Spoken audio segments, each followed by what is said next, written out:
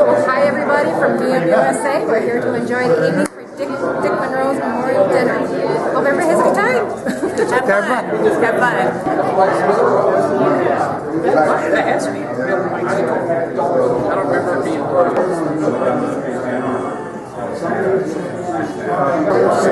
Once he gets his Brian gets his little spill, and then you do yours. Okay. Thanks for everybody being here. Trying to think.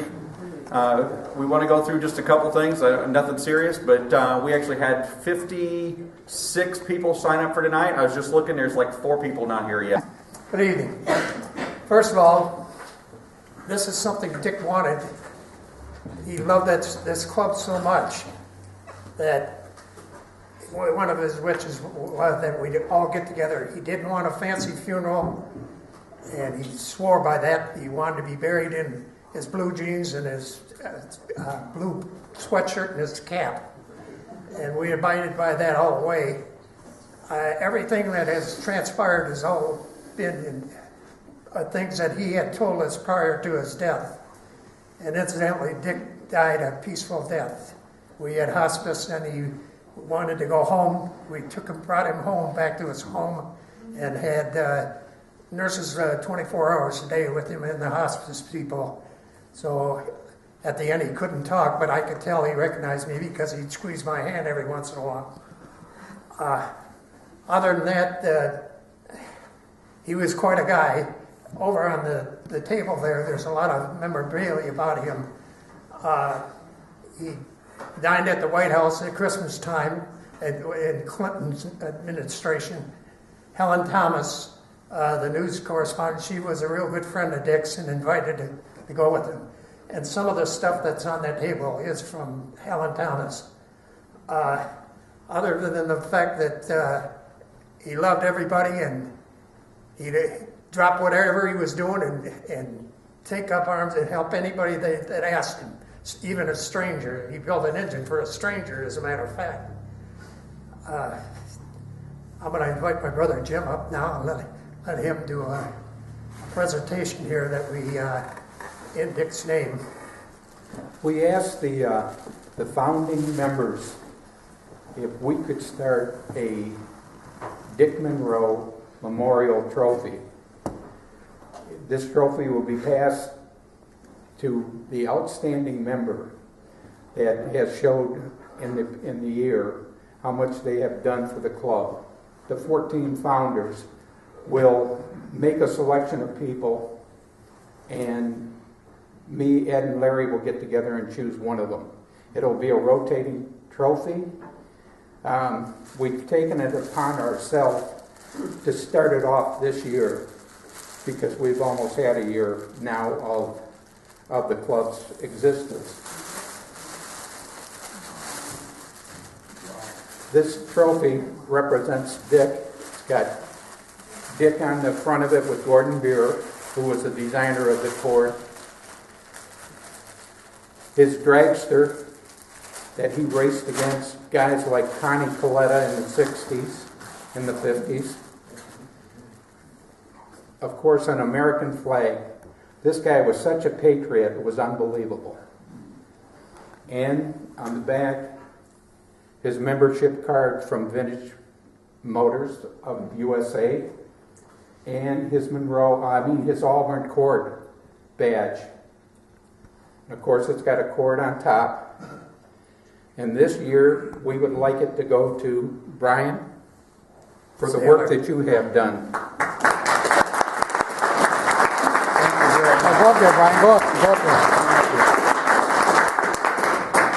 there. You always seem to jump in and do things for the club, and we want to show our appreciation. Thank you. That means a lot. Thank you. And it's got places on there. His name's on here already, and they'll be added as the years go on. So I'm hoping that it will carry on for quite a while. That's very cool. Okay, thank you. Thank you.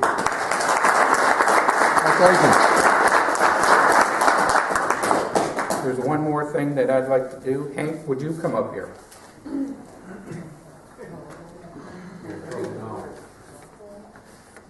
On behalf of Dick Monroe, we would like to present the club $500.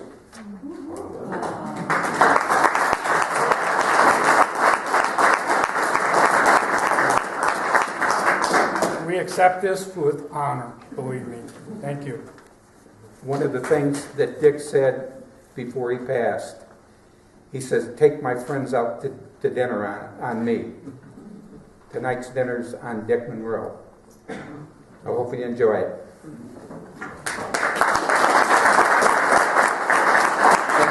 I got a couple items here to follow with Ed. Dick had a heart of gold.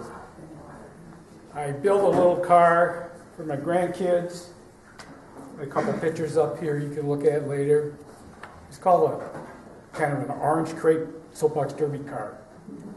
And I go back when I was a kid with soapbox derby cars racing down Derby Hill. And I needed a steering wheel for that car. And we were having dinner together one night, and he said he could make it. He could make the steering wheel for me. Well, apparently he has a wood machine that cuts patterns. He fabricated the steering wheel for our little car, and he had a heart of gold. He'd pitch in and do anything for anybody. It was unbelievable. And he was quite crafty, as you can see. So I think that, coming from a heart, from Dick. One more item. Ryan, we know you're having a rough time. And on behalf of the club, we have just something that let you know we're pulling for you.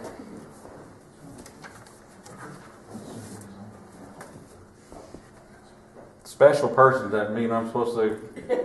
How special am I? You are. Thank you. Thank you. Thank you. I've got a little book. Some of you early Ford guys have seen it. This is the more or less complete works of the Grease Pit Poet. And the guy's name was Bob McCoppin, and he was president of the early V8 club for years and years. And he was kind of a part-time poet. But anyway, I'm going to read the funny one first, and then I've got one that maybe talks about how Dick Monroe used to do things for other people and things like that. But this is kind of a funny one. I think you guys will get a kick out of it, and girls. It's called Death of a Salesman. My great Aunt Jenny's will was cleared in 1933 and left my pa and Uncle Will a worthy legacy. My pa used his to save the farm, but not so Uncle Will. He said he thought a brand new car would really fill the bill. And so one day it came to pass that a young and dapper man smartly drove into our yard in a brand new Ford sedan. Of course, we gathered all around and stood with mouths agape, and he described in glowing terms the newest Ford V8. Now, I recall he seemed so young for all the things he knew, but friend, I guess we really aged him so before that day was through. Well, Pa and me, we gotten back, and boy, it was a thrill to see that salesman up in front beside my Uncle Will. And not until the clutch was in and the engine gave a roar did we recall that Uncle Will had never drove before. And then it seemed a waste of time to hurt my uncle's pride as we went ripping through the fence and out the other side. Then I guess he lost control, and with the screaming and the roar and that crazy salesman lying down and fighting from the floor, somebody somehow turned the wheel, and it was a bad mistake, for Uncle Will had found the horn, but he hadn't found the brake. And through the Widow Jenkins fence, just like a frightened mouse, we banged ourselves with awful force against her privy house. Of course, the house collapsed and fell and made an awful din, and also left a gaping hole that Ford was sinking in. And I recall the salesman said as we were drifting down, of all the cars I could have bought, I'm glad this one is brown. I don't know how the word was passed or just who got there first, but I knew we drew an awful crowd, all laughing fit to burst. The Reverend Jacob Boggs arrived and saw the wreckage there, and straightway knelt upon his knees and offered up a prayer, while Leonard Swat, the village drunk, came slowly up the road, swaying back from side to side and packing quite a load. And Prince, the widow's collie dog, excited by the sport, nipped old Lenny on the flank, and he reached for some support. He got the preacher by the coat and was steadied for a bit, and knocked the Reverend Jacob Boggs head first into the pit. But the Reverend was a pious man and forgave him on the spot. I know, because he grabbed him then and baptized Leonard Swat. But finally all the husky men put shoulders to the load, and the little Ford was lifted out and set upon the road. But Lord, that car was sure a mess. We was careful where we stood in relation to the wind. That salesman sure was glad to go and made the tires squeal, with Sears and Roebuck catalogs still flopping on the wheel. My uncle said he didn't care. He was glad to see him go. He said the Ford was too darn fast, not safe to drive, you know. And when he finally bought a car, he got a two-door Chevy. And though he drove it many years, he never hit a privy.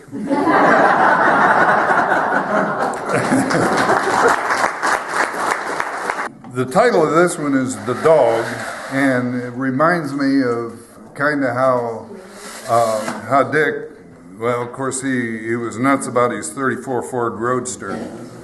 And the hood ornament on a 34 Ford Roadster is it's a dog, yeah. Okay, so anyway, this kind of reminded me of Dick when I read this. A summer night in 41 with 4 kids on a lark, Glenn with Sue and Lee and I in love at Roseland Park. The band was never sweeter then, and the dancers on the floor danced to silver trumpet sounds that's gone forevermore. Lee said yes to me that night as our favorite song was played, and we drank a toast, the 4 of us, to long and happy days. Glenn drove a V8 Roadster then, a snappy little car with a silver dog way out in front that seemed to paw the air. And as a joke, he took the dog and said with proper show, an engagement gift from me to you, the finest friend I know. And as a joke, he took, and so I held that silly dog in Roseland's golden light, young in love, a little drunk, and so full of hope that night. But I didn't marry sweet Leanne, and though I hear she married well, and Glenn lies somewhere by the Rhine, where his bomber burned and fell. And as for me, my life goes on, I have no cause to weep, but I've always kept that silver dog, for it's strange what people keep. Until today, I stopped for gas, and there to my surprise stood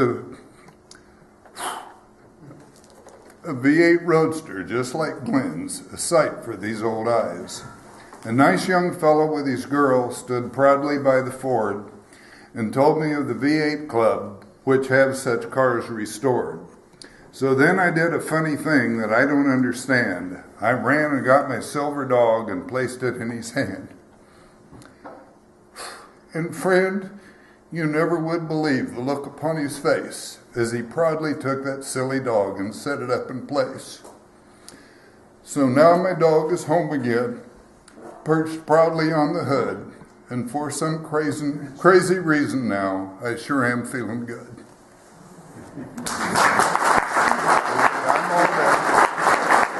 Good evening, everyone. Dick was a friend of a lot of people here and a lot of people in general, and I considered him a good friend too. Whenever I needed a hand with something, he would be there to help me. We brought our Studebaker back one rainy day. I remember that. I mentioned to him that my door was rotting in the front of my house. The next thing I know, Dick was over there, and he fixed the door and everything. And what I did is I made a little video. As a lot of you know, I like to make videos, so I made a little video about Dick. And what I like to do now is play it. It's about 12 minutes long, but a lot of you have contributed to that, and I really appreciate it. And we'll go from there. So.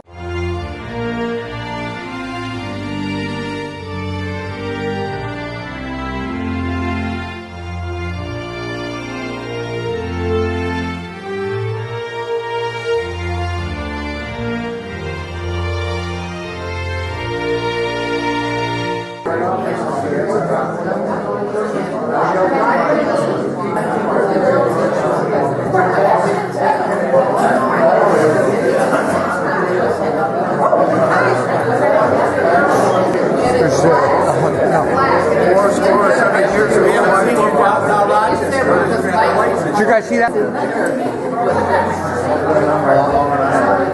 Okay, everybody smile. You're on camera.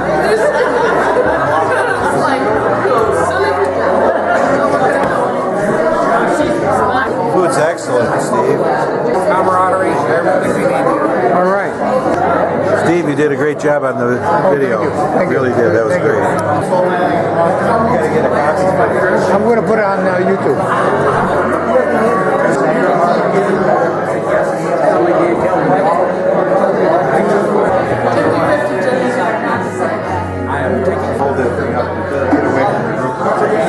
Okay. I have to admit, this was a surprise for this, but overall the dinner tonight has been a blast. We've had basically everybody showed up, and the food's been good, and it's a good tribute to Dick Monroe.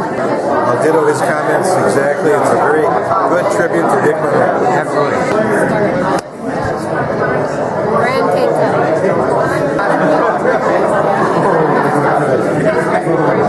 Well, that looks good. Two pieces. Two pieces of cake. It's a nice time and a good tribute to Dick, you know? Yeah, I really think so. I think he'd really like it. Yeah, he's here with us. Yeah.